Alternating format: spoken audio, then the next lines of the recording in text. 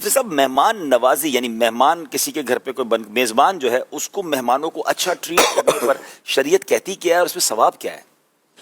مہمان نوازی جو ہے یہ ایک تو یہ ہے کہ انبیاء علیہم السلام کی سنت ہے، دوسرا خود نبی پاک صلی اللہ علیہ وآلہ وسلم کی بڑی اعلیٰ درجے کی سنت ہے۔ آقا کریم صلی اللہ علیہ وآلہ وسلم نہایت مہمان نواز تھے، آپ کی مہمان نوازی کے واقعات جو ہے وہ بڑی کثرت کے ساتھ ملتے ہیں، بلکہ نبی پاک علیہ الصلوۃ والسلام مہمان بنے کم ہیں، میزبان زیادہ بنے۔ واہ واہ واہ واہ، آپ میزبان زیادہ بنے نا، کہ آپ سیرت کا مطالعہ کریں گے تو آپ کو اس میں اتنی بڑی تعداد جو ہے وہ نظر آئے گی کہ جو نبی پاک علیہ الصلوۃ والسلام کے مہمان بن کے آئے۔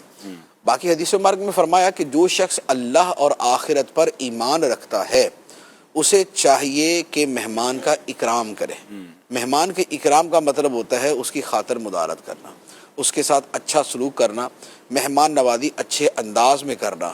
تو اب مہمان نوازی کو اب اس کے ساتھ جوڑ کے دیکھ لیں کہ فرمایا یہ گیا کہ جو اللہ اور آخرت پر ایمان رکھتا ہے اللہ تو اکبر، اسے چاہیے فَلْيُكْرِمْ ضَيْفَهُ، وہ اپنے مہمان کا نہایت اکرام کرے، اس کی عزت کرے۔ تو یوں مہمان نوازی جو ہے وہ بڑی ہی تاکیدی چیز ہے، بلکہ احادیث مبارکہ میں یہ بھی بیان کیا گیا ایک زمانے میں مہمان نوازی واجب ہوتی تھی۔ اچھا یعنی ابھی تو سنت ہے نا، ایک زمانے میں مہمان نوازی واجب تھی۔ مہمان پہنچ گیا اس کو ٹریٹ کرنا ہی کرنا۔ ہاں، مہمان اگر پہنچ گیا تو اب وہاں کے علاقے والوں پر واجب تھا کہ وہ اس کے کھانے کا اہتمام کریں، بلکہ یہاں تک حکم تھا کہ اگر وہ کھانے کا اہتمام نہیں کرتے تو مہمان کے لیے جائز ہے کہ وہ ان سے چھین کے کھا لے، یا اللہ، اچھا کہ یہ اس کا حق واجب ہے، اچھا یہ اس کا حق واجب زمانے میں ہے۔ تھا۔ یہ پہلے تھا، یہ بعد میں اس کی تو اس یہ کا بتا دینا ابھی نہیں ہے۔ جی جی ابھی نہیں ہے، ٹھیک ہے۔ لیکن اس سے اب یہ سمجھیں کہ مہمان نوازی کا کتنا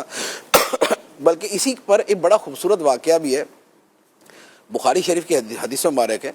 ایک مرتبہ ایک صحابہ کرام کا ایک جماعت تھی کہ جو کسی علاقے میں گئی تو وہاں علاقے والوں سے انہوں نے کہا کہ ہم مہمان ہیں تو ہماری مہمان نوازی کریں۔ جی جی، تو علاقے والوں نے ان کو کچھ بھی پیش نہیں کیا تو یہ ان سے ناراض ہوئے۔ اب اس کے بعد جو قبیلے کا سردار تھا، اس قبیلے کا سردار، اس کو سانپ نے ڈس لیا۔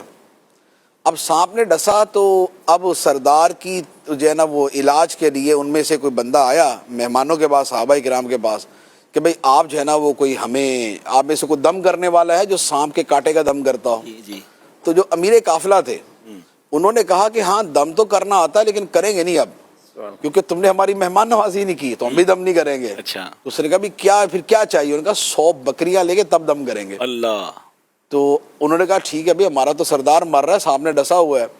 تو اب یہ صحابی رضی اللہ تعالیٰ عنہ گئے، انہوں نے جا کے دم کیا اور وہ سانپ کا زہر ختم ہو گیا، اور انہوں نے ان سے 100 بکریاں وصول کی۔ وہ جو مہمان نوازی نہیں کی تھی تو اب یہ اس کے بدلے میں 100 بکریاں انہوں نے وصول کی۔ اور اب آ کے جب صحابہ کرام کو کھلانے کی بات ہوئی تو انہوں نے کہا بھی ہم تو نہیں کھائیں گے، پتہ نہیں یہ حلال ہے یا حرام، واہ، کیونکہ دم کرنا پہلے جو دم ہوتے تھے اب وہ شرکیہ الفاظ اور ناجائز الفاظ پہ مشتمل ہوتے تھے، تو اب اس کی تو اجرت جائز ہی نہیں تھی۔ جو شرعی دم ہے آیات کا یا مقدس الفاظ کا تو وہ جائز بھی ہے، معاوضہ بھی جائز ہے اس کا۔ تو صحابہ کرام نے نہیں کھایا۔ صحابی رسول نے تو جائز دم ہی کیا ہوگا۔ وہ میں عرض کرتا نا آگے جا کے کیا تھا۔ تو اب انہوں نے کہا کہ پہلے ہم نبی پاک علیہ السلام سے پوچھیں گے، اس کے بعد ہم اس کو استعمال کریں گے، سبحان اللہ، ٹھیک ہے۔ سبحان اللہ۔ تو اب وہ جب مدینہ منورہ پہنچے، نبی پاک علیہ السلام سے پوچھا تو آقا کریم علیہ السلام نے جب پوچھا کہ کیا پڑھ کے دم کیا تھا تو انہوں نے کہا سورہ فاتحہ پڑھ کے دم کیا تھا۔ تو یہ سورہ فاتحہ پڑھ کے دم کیا تھا جس سے سانپ کا زہر ختم ہو گیا تھا۔ تو پھر نبی پاک علیہ السلام نے فرمایا کہ ہاں وہ بکریاں حلال ہیں اور مجھے بھی اس میں سے کچھ دینا۔ تو یہ آپ نے ایک دلجوئی کی نیت سے، ایک حوصلہ افزائی کی نیت سے فرمایا۔ تو اب یہ مہمان نوازی کی بیسیکلی اس کے تناظر کے اندر میں بات کر رہا ہوں کہ پہلے مہمان نوازی ایسی لازم چیز ہوتی تھی کہ اگر کوئی مہمان نوازی نہ کرے تو اس پر باقاعدہ جو مہمان ہے وہ ایک قسم کا کلیم رکھتا تھا کہ تم نے نہیں کی مہمان، اور ایک قسم کا اس کے اوپر وہ الزام رکھتا تھا کہ میرے اوپر جو ہے میری مہمان نوازی نہیں کی گئی۔